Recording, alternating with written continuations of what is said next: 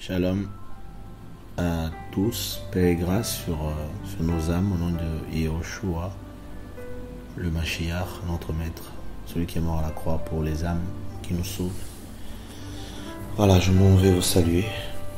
Que cette parole, ce message, cet audio vous trouve dans le Mashiach, je l'espère, en paix, par sa grâce. Alors, nous sommes lundi 13 février 2023, il est 23h20. Que toute la gloire soit rendue, donnée au Seigneur, car lui seul est digne et mérite la gloire. Il n'y a aucun qui soit plus puissant, plus grand, plus magnifique que notre Créateur, Yahweh, Elohim, Tsevaot. Alors sans plus tarder, j'aimerais simplement nous inviter à la prière afin que nos cœurs soient préparés. Et demandons aussi au Seigneur de nous conduire dans ce temps de partage au nom de Yeshua. Seigneur, merci pour ton esprit, merci pour ta vie, merci pour tes compassions, ta miséricorde qui ne tarit jamais. Je veux te bénir, Seigneur. Conduis-nous, donne-moi à partager cette pensée, Seigneur, au nom de Yeshua. Et que ton nom soit élevé. Nous sommes des humains, toi tu es Elohim. Yahweh Tsevaot, notre maître. Au nom de Yehoshua, je te bénis. Amen. Voilà. Je voulais partager cette pensée qui m'a frappé une partie de la journée aujourd'hui sur la compassion. La compassion. C'est quelque chose qu'on a beaucoup oublié, c'est quelque chose qu'on ne parle plus beaucoup dans nos assemblées. La compassion, avoir compassion. Et la compassion est un trait de caractère lié directement au Seigneur. La compassion, je peux même dire, peut-être vous allez être choqués, mais c'est aussi un fruit de l'esprit.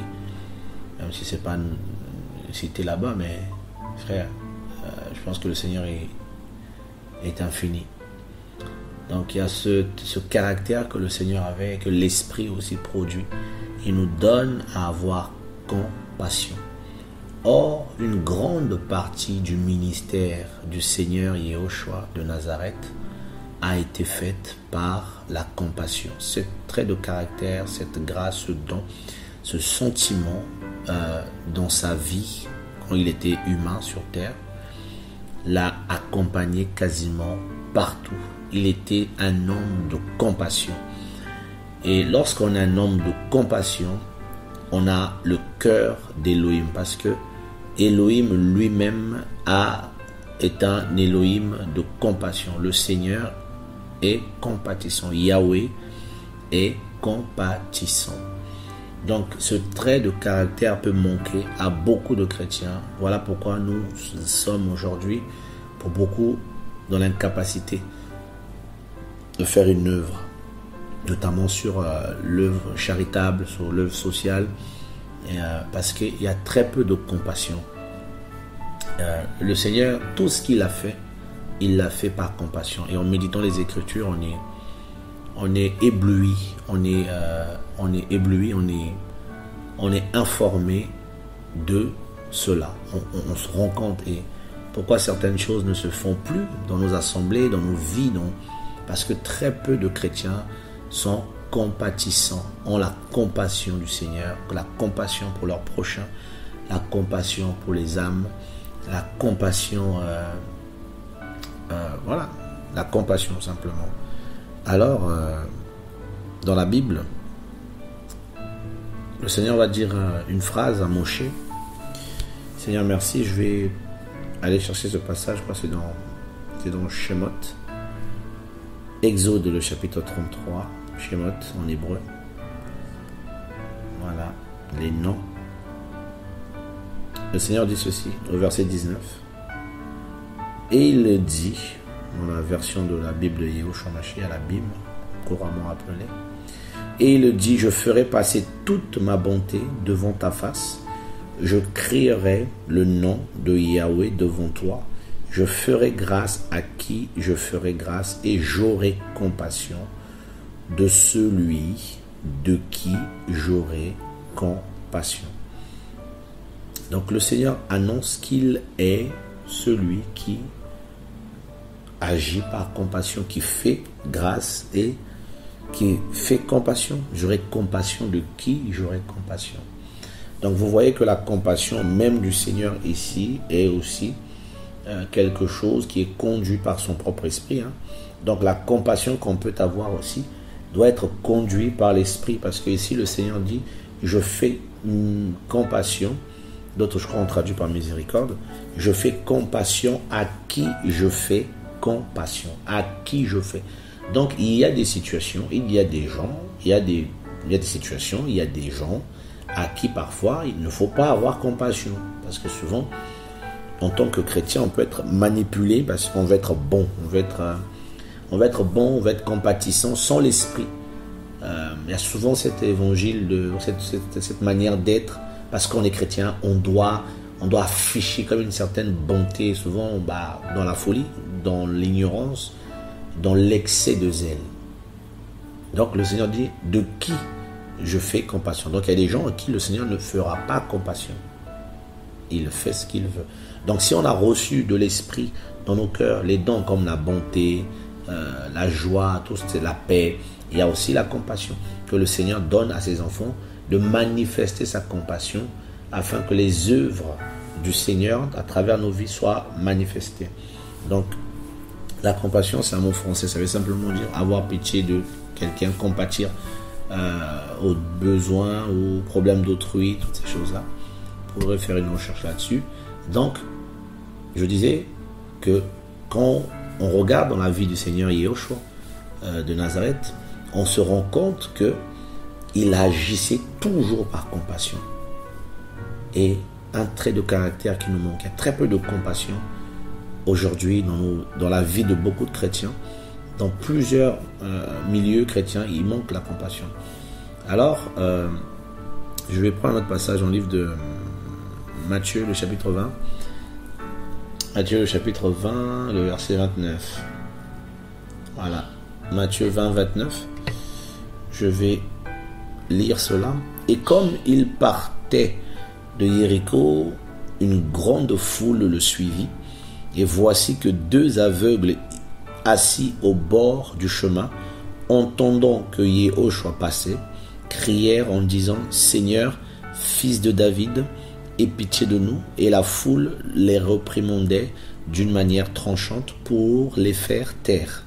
Mais ils criaient encore plus fort « Seigneur, fils de David, aie pitié de nous. » Et s'arrêtant, Yeshua les appela et leur dit « Que voulez-vous que je fasse pour vous ?» Avant d'aller encore plus loin au verset 34, je vais d'abord ici m'arrêter. Vous voyez ici, c'est toute une histoire qui peut être enseignée, exhortée. On peut en faire une tirade, on peut en tirer de façon allégorique, prophétique, plusieurs enseignements. Ces hommes ici étaient aveugles, mais regardez bien, ils ont su qui était le Seigneur. Ils ont entendu que Yeshua passait. Alors ils se sont mis à crier. Et c'est le signe même du réveil. Vous voyez un peu? Parce qu'ils étaient aveugles, mais ils connaissaient, parce qu'ils ont crié fils de David. Donc ils avaient quelque part cette notion du fils de David, aie pitié de nous. Entendant que Yeshua passait. Ils ont entendu Yeshua passer, ils ont commencé à crier. Et c'est l'image de l'église d'aujourd'hui qui est complètement aveugle, qui sait que Yeshua est là, mais qui connaît Yeshua, mais dont les yeux se sont aveuglés parce qu'il n'y a pas eu de collyre, il n'y a pas. C'est l'église de Laodicée simplement qui est aveugle, qui est nue, et une église qui a besoin du Seigneur. Et dans l'église de Laodicée, qui veut dire simplement, on sait dire Laodicea, pouvoir au peuple. Donc c'est une église du peuple, c'est une église de la foule. C'est une église où il y a la foule, quoi. Et cette foule-là n'a plus de vision. Voilà, rassemblement de gens sans vision. Le mot foule en grec veut dire oklos. Rassemblement de gens sans vision. Et souvent, ces gens qui n'ont pas de vision vont contaminer d'autres personnes de cette cécité, voilà. Les gens sont aveugles, quoi, de cette cécité, cette non-voyance, cette malvoyance. Mais ils vont crier parce qu'ils avaient quand même les oreilles. Ils avaient quand même entendu des choses. Et s'arrêtant, parce qu'ils ont crié plus fort, ils ne se sont pas arrêtés. Ils ont demandé au Seigneur. C'est ça l'épouse qui est endormie aujourd'hui. Doit crier encore plus fort.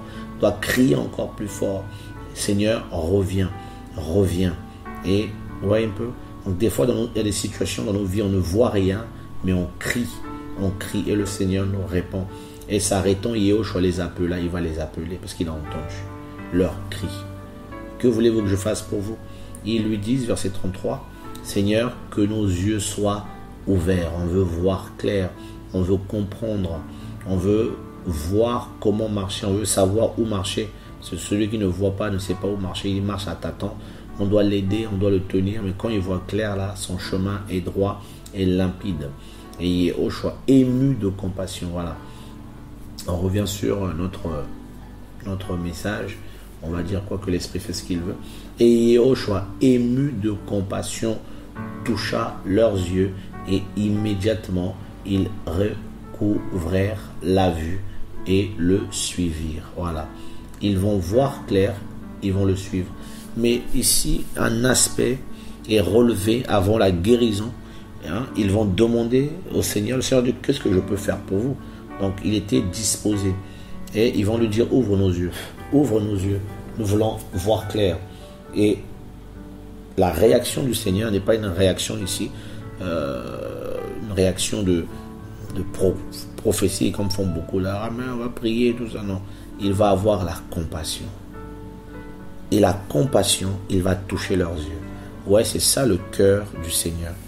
C'est ça le cœur du Seigneur. Et quand on a cette compassion-là, on manifeste les dons. Et c'est bizarre. Je me rappelle, il y a quelques années, il y a bien des années, j'étais encore un très très très jeune chrétien à l'époque. Je crois que je venais à peine d'intégrer une assemblée. Et je crois que c'est le Seigneur qui me rappelle cette scène-là. Et il y avait là un jour une femme pour qui on priait. On faisait la délivrance de cette femme-là. Et il y avait du monde autour d'elle. Les gens criaient, sors, lâche-la, sors.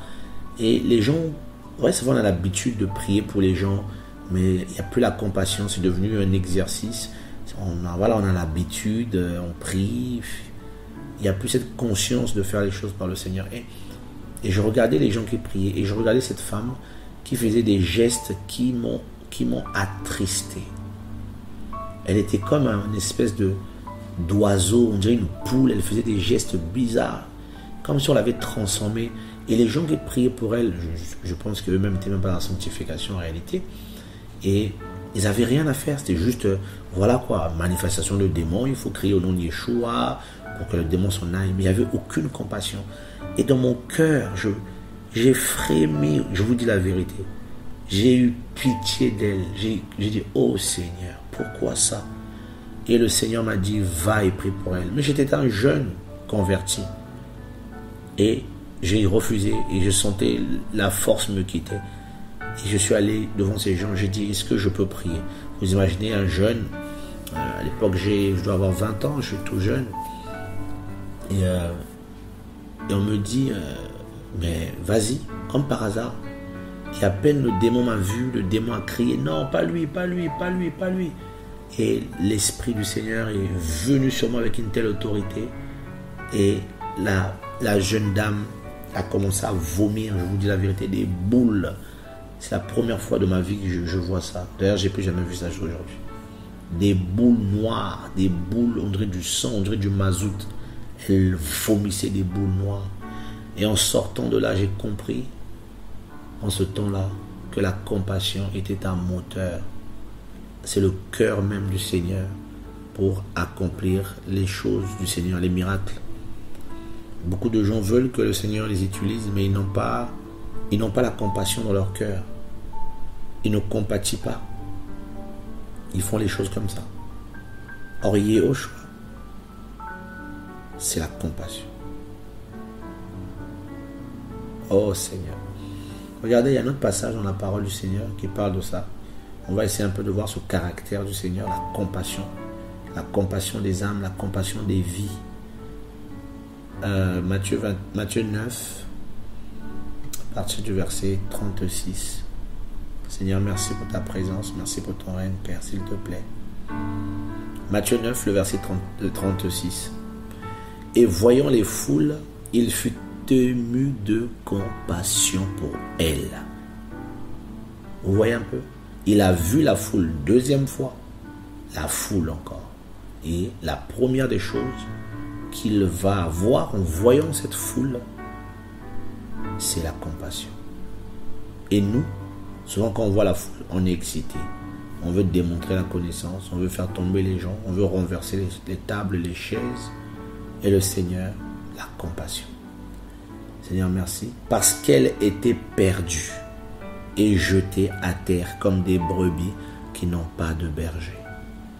Alors, il dit à ses disciples, en effet, la moisson est grande, mais il y a peu d'ouvriers. Priez donc le maître de la moisson d'envoyer des ouvriers dans sa moisson. Mais le moteur de toutes ces paroles ici, c'est la compassion. La foule. Et quelque part, dans toujours Matthieu plus loin, Matthieu 14, au nom de Yeshua, le verset...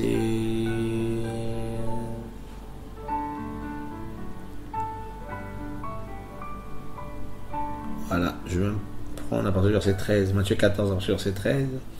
Et l'ayant appris, parlant de la mort de Yohanan le Baptiste, et l'ayant appris, Yeshua se retira en bateau dans un lieu désert à l'écart, et les foules l'ayant appris sortirent des villes et le suivirent à pied.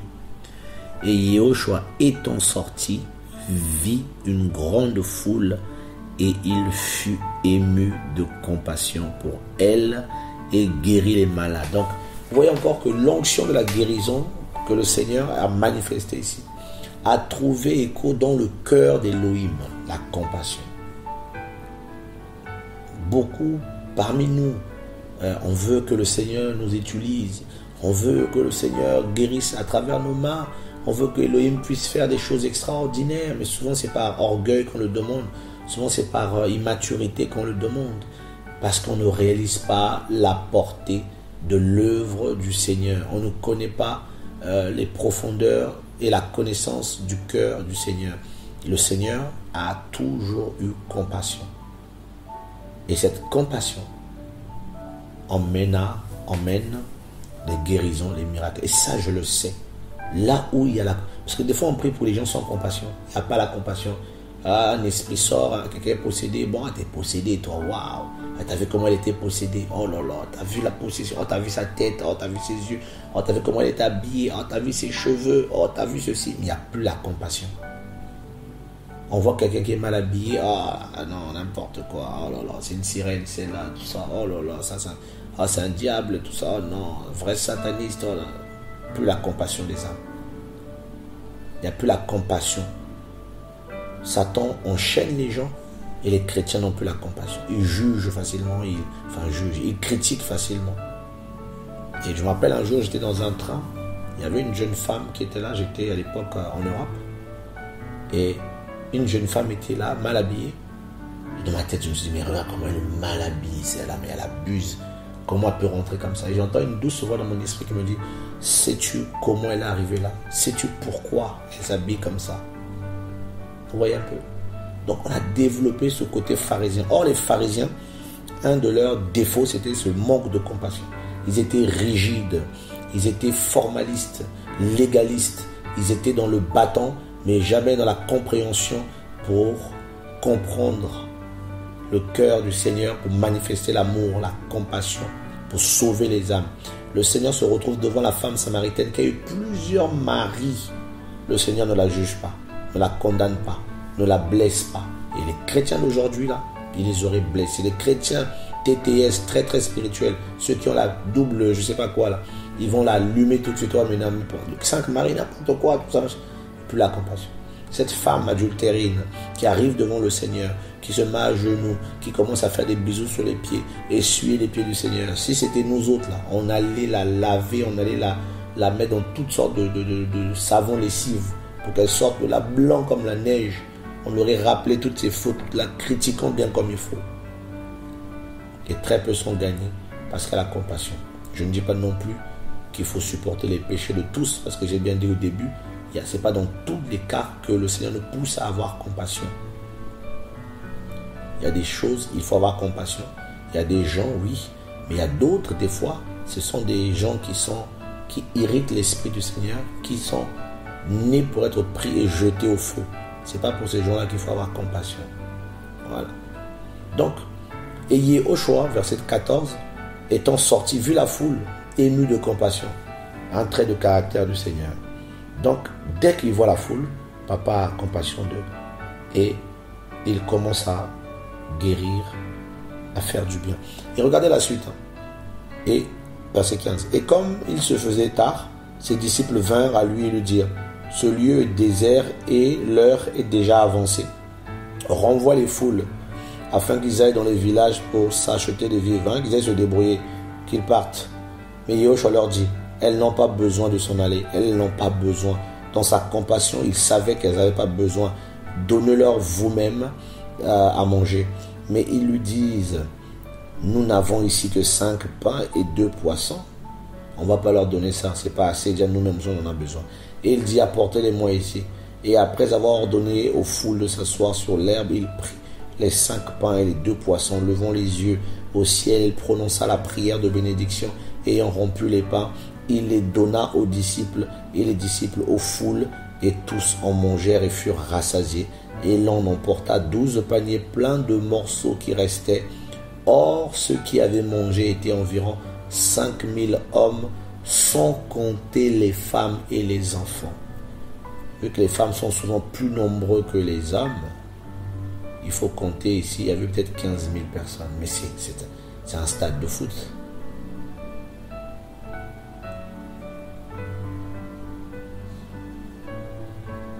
C'est terrible.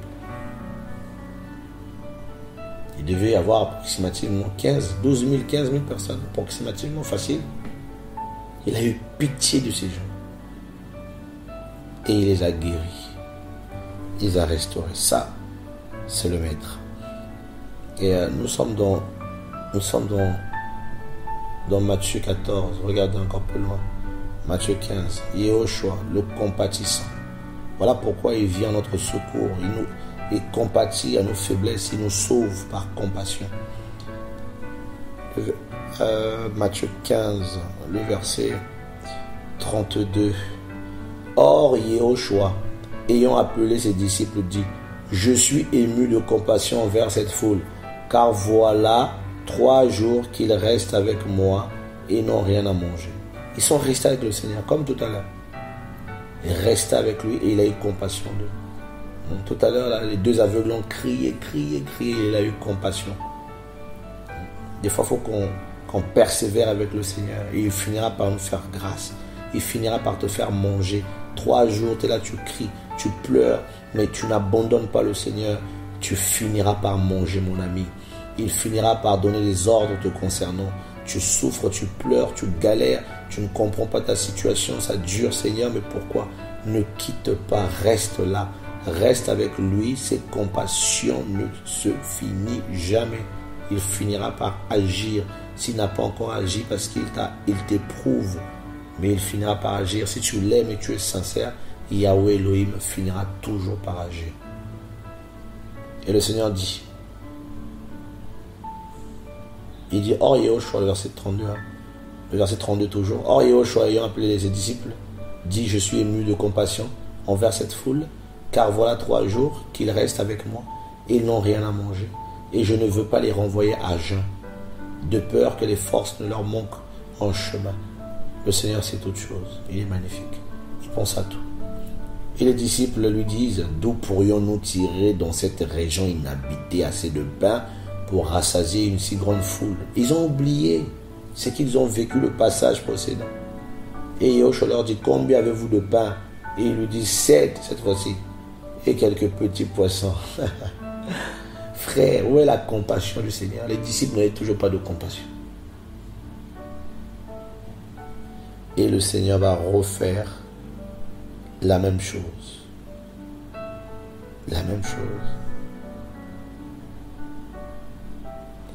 La délivrance, la compassion. Il y a une histoire dans la Bible. Vous savez même la délivrance là. C'est parce que le Seigneur a compassion des âmes. tu veux que le Seigneur se serve de toi dans la délivrance, dans la guérison. Tu n'as pas la compassion des âmes. Tu ne pries pas pour les âmes. C'est pas possible.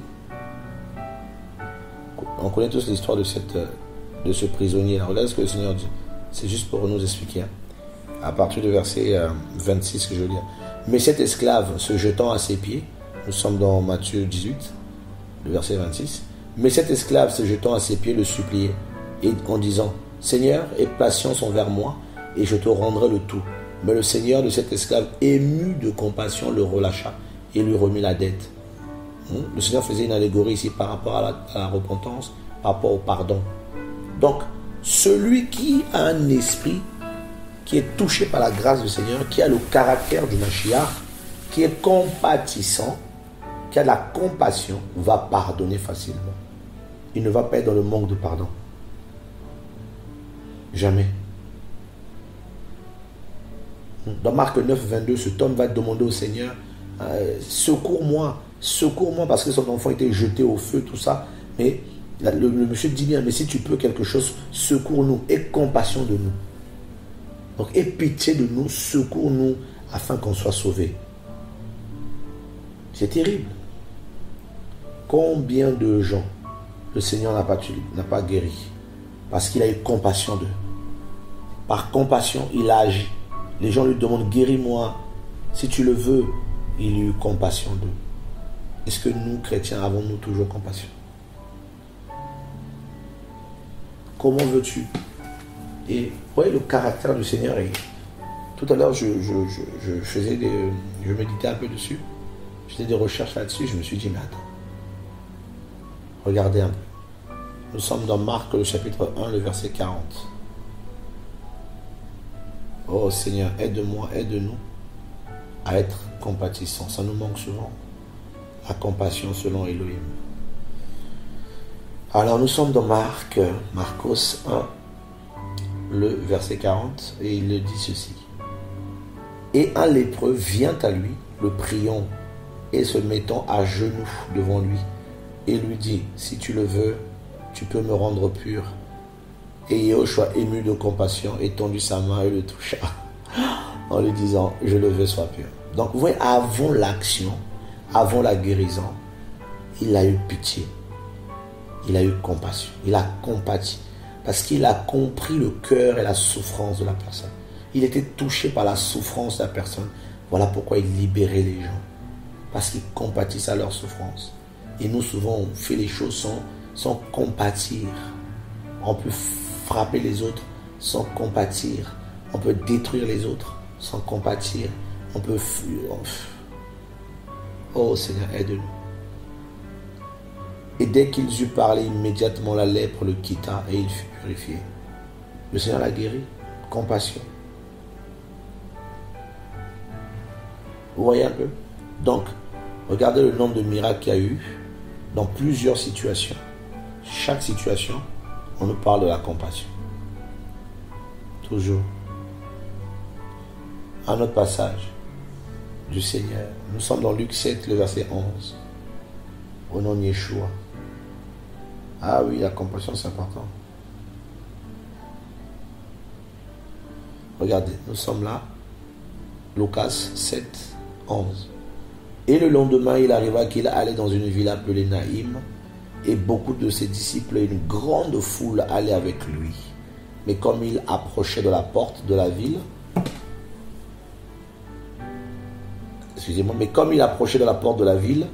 voici on portait en terre un mort, fils unique de sa mère. Et elle était veuve, et une assez grande foule de la ville était avec elle. Et le Seigneur, l'ayant vue, fut ému de compassion pour elle et lui dit, ne pleure pas. C'est touchant, c'est vraiment touchant. Frères et sœurs dans le Seigneur Yahushua, le Messie, cette femme ici était veuve, elle avait perdu son mari, elle avait un fils que cet homme lui avait laissé en mourant. Et le jeune homme, le fils, est mort aussi. Elle n'avait plus rien. Imaginez-vous la tristesse de cette femme. Imaginez-vous sa tristesse. Le Seigneur ici ne dit rien. Il comprit tout de suite la situation. Parce qu'il est Elohim, il est Seigneur, il est Messie, il est prophète, il est tout. Il a compris. Et cette situation l'a ému. Il lui a dit, ne pleure pas. Au verset 14, et s'étant approché, il toucha le cercueil, et ceux qui le portaient s'arrêtèrent. Et il dit, jeune homme, je te dis. Bah oui, je te dis. Pas ils disent, je te dis. Yahweh, je te dis, réveille-toi. Et le mort s'assit et se mit à parler tout de suite. Le jeune homme se ressuscite, il se met tout de suite à parler. Oh, Yehoshua, t'es glorieux. Et il le donna à sa mère. Et ils furent tous saisis de crainte. Et ils glorifiaient Elohim en disant, un grand prophète a été suscité parmi nous. Et Elohim a visité son peuple. Frère, ce passage me touche le cœur. Et cette parole, le concernant, se répandit dans toute la Judée et dans toute la région environnante. Ouais, souvent on peut fréquenter un homme d'Elohim, on peut fréquenter un homme que le Seigneur a appelé et on veut lui ressembler, on veut vivre les miracles. Souvent beaucoup, on voit des vidéos de certains pasteurs, certains prophètes, tout ça, que le Seigneur a pu utiliser. Voilà, d'autres mettent la main sur les vidéos, sur les écrans, prophétisent. Je veux cette onction. Mais souvent, ils n'ont pas été travaillés par le Seigneur pour recevoir le cœur du Seigneur, pour avoir le cœur qui aime. En fait, tout ça, c'est lié à la compassion, l'amour pour le Seigneur, l'amour pour les âmes, la compassion. C'est le cœur du Seigneur, c'est le caractère de Yehoshua. Et beaucoup n'ont pas ce cœur-là, n'ont pas ce caractère-là. Et voilà pourquoi, au bout d'un moment, vous allez voir que, vu qu'ils n'ont pas la compassion, ils finissent toujours par faire n'importe quoi. Et je me rappelle un jour, il y a quelques années, j'étais avec un monsieur qui était ancien. Il y avait une réunion de jeunesse et j'étais jeune et j'étais à la réunion. On avait fait un cercle pour prier. Il arrive tout de suite, il commence à parler avec véhémence, avec méchanceté. Il commence à casser les gens. Oui, il y a des sorciers ici, vous êtes des sorciers. Il a commencé à nous casser. Et j'étais tellement triste ce jour-là dans mon esprit. Et j'ai compris que la tristesse du Seigneur aussi est en moi. Je me suis dit dans mon cœur, cet homme ne restera pas longtemps dans la foi. Il ne pourra pas durer avec le Seigneur. Il n'a pas de compassion, il n'a pas d'amour. Son cœur est sec comme un désert. Comment pourrait-il subsister avec le Seigneur alors qu'il n'a pas en lui l'amour du Seigneur? Et c'est ça le malheur. Un cœur qui n'a pas l'amour, qui n'a pas les fruits du Seigneur, c'est pas un cœur qui vient du Seigneur. C'est un cœur qui va finir certainement par tomber.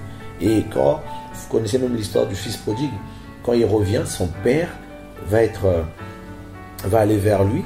Il va aller vers son père, il va se lever et aller vers son père. Et quand il était encore loin, son père le vit. Il fut ému de compassion, il courut, se jeta à son cou et l'embrassa tendrement. Et cette image n'est rien d'autre que l'image de notre tendre père Yehoshua Mashiach, qui nous reçoit lorsque nous nous repentons et qui nous fait du bien. Voilà. Et cette compassion-là, et voilà, le Seigneur, la Bible nous témoigne que le Seigneur est compatissant. Et ça, c'est une réalité biblique. Si vous lisez par exemple même Jacques en parle dans son livre. Jacob, Jacques 5, il en parle, verset 11, il en parle. La Bible nous dit même dans Romains 9 que Moshe, que le Seigneur a fait miséricorde. Donc il y a tellement de compassion. Romains 12 aussi, on parle.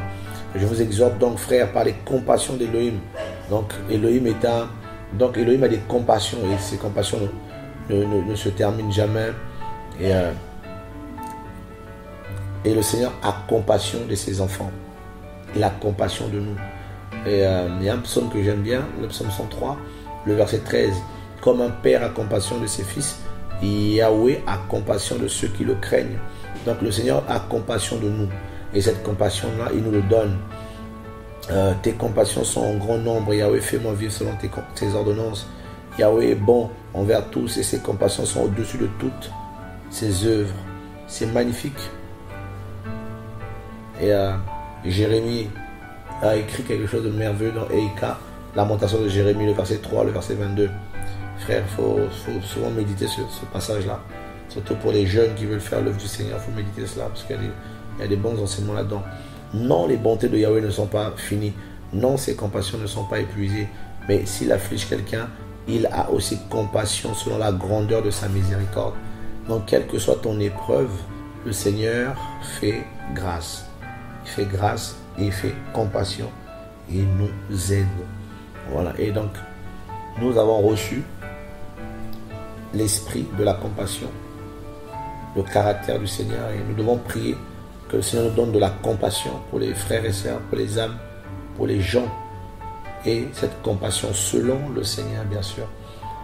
Je vais lire un passage pour cela. Éphésiens 4, le verset 32. Voilà, Éphésiens